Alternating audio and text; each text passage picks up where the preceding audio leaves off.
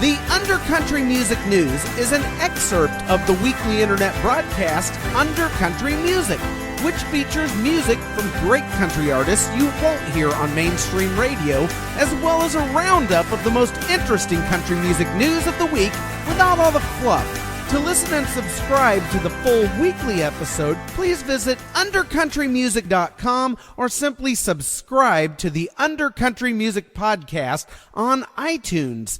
Let's get into it. And I'm not even gay, damn it.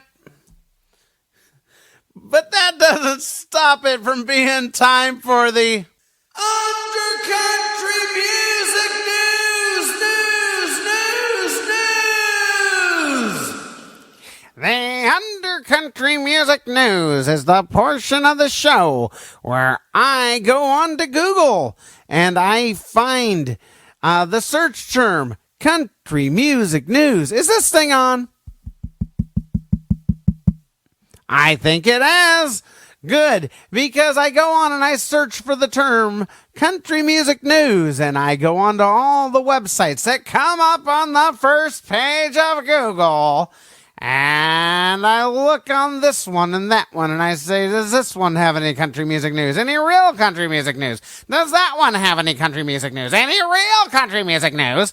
And, well, I take the one or two real stories from here, one or two real stories from there, and I put them together, and I go along and I take another couple of stories from the next site, another couple of stories from the next site, and I bypass all the fluff and garbage where they're like talking about, I don't know, that Panettiere lady. Who the hell is she? I think she's from the show Nashville. I've never frickin' seen it. Anyway, and then I put all these news things together, and I bring you just the essential country music news that you gotta hear, that you gotta know about, and I get rid of all the garbage that are just press releases and junk and just the stars and their agents trying to keep them in the news. And that's what I do here on the Undercountry Music News! Oh, and there is one other thing before I can't talk like this anymore. If I come across a website that purports to have country music news, but it's all fiddle-faddle, then I award such unscrupulous country music news posers with the dreaded Undercountry Music News Wet Belch of the Week. And it goes a little something like this.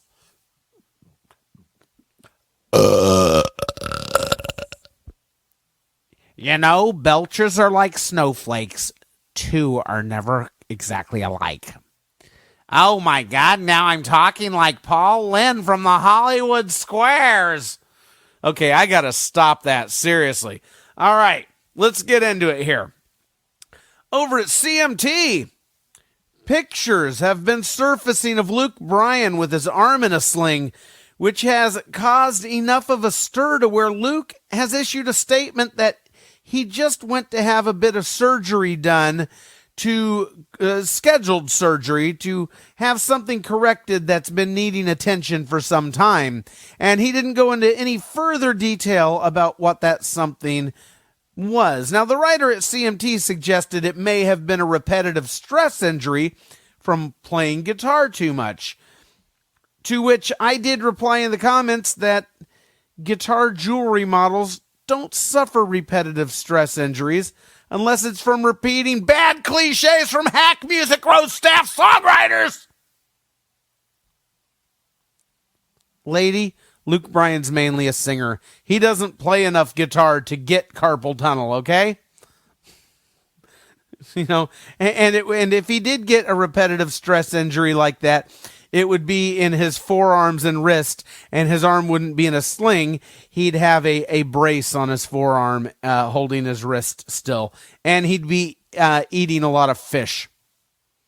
A lot of catfish dinner. All right, moving along to Taste of Country. There's a teaser video for a new streaming service for music and videos called TIDAL, TIDAL, that features some artists that had pulled their music from Spotify last year over royalties. Now, apparently, a lot of big-name artists are getting behind this new platform, including Jason Aldean, Currently, TIDAL's subscriber base is just about 35,000, as opposed to, I don't know, millions on Spotify. You do the math. And, TIDAL costs about twice as much. Gee. There is expected to be some sort of announcement soon, and it's believed that a lower price will be part of that announcement.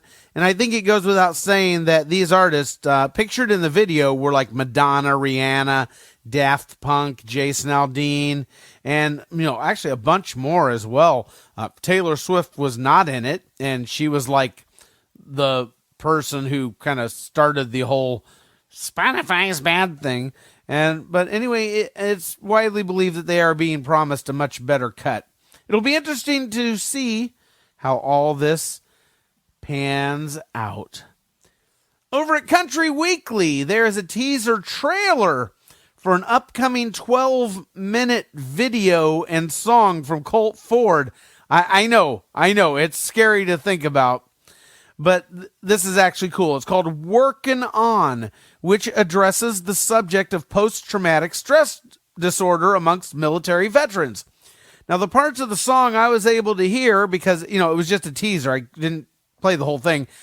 I got to tell you, the song sounded really good, really interesting, and, it was cool. And it was nice to see this guy, Colt Ford, doing something that wasn't total BS party on the beach country rap.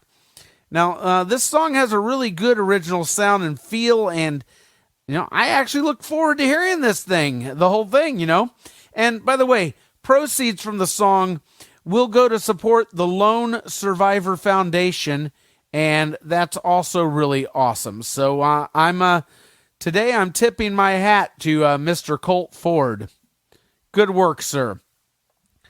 In other news at Country Weekly, new Country Music Hall of Fame inductees have been announced, including the Oak Ridge Boys, Jim Ed Brown and the Browns, and Grady Martin. And no, I don't have any idea who those last two artists were either. Is it just me, or is there something weird about the Country Music Hall of Fame inducting people who, I don't know, aren't famous? It's the Hall of Fame, not the Hall of people who made really cool contributions without getting famous in the process. Am I right here?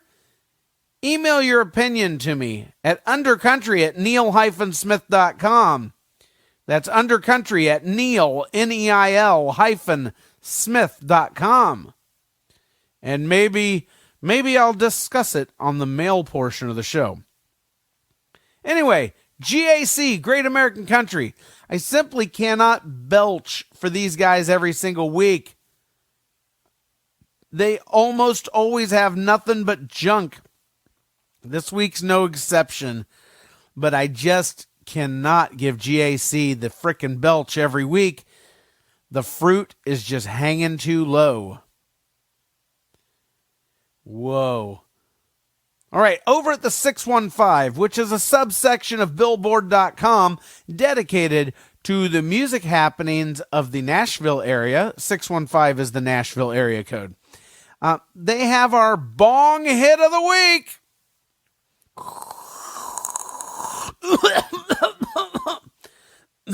They're reporting.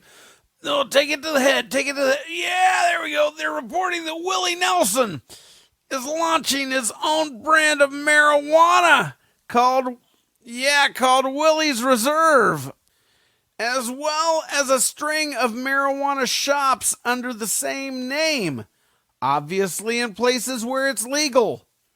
Willie's stores will also carry other brands of MJ that meet certain growing and ecological practices, such as accounting for their carbon footprint.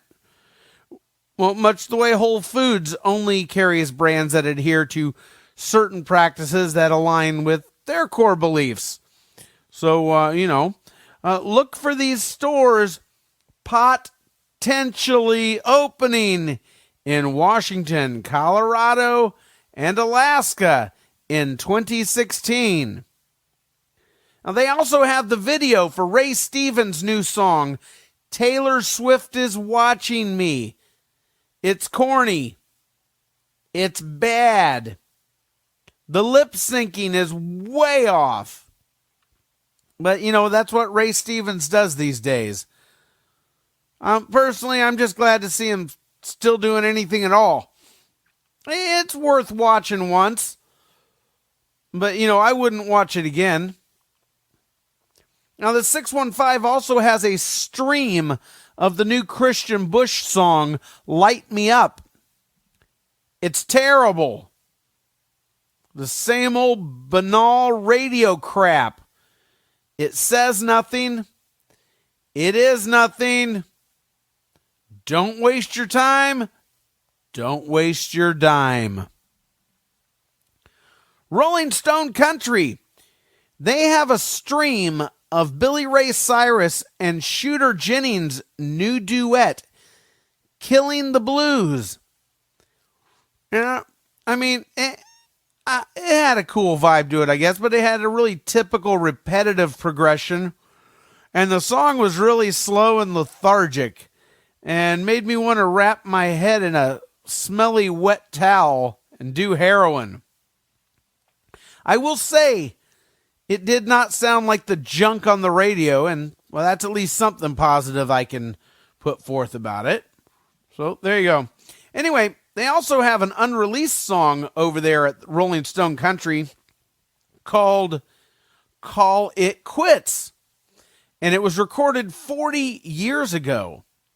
And I got to tell you, most of the time, when you hear a song that's unearthed like decades later, and it's usually after the artist has died, but I think Glenn Campbell's getting pretty close here, as much as I hate to say that. Usually when they dig up stuff that many years later, it's usually stuff that was buried for a reason and just isn't very good.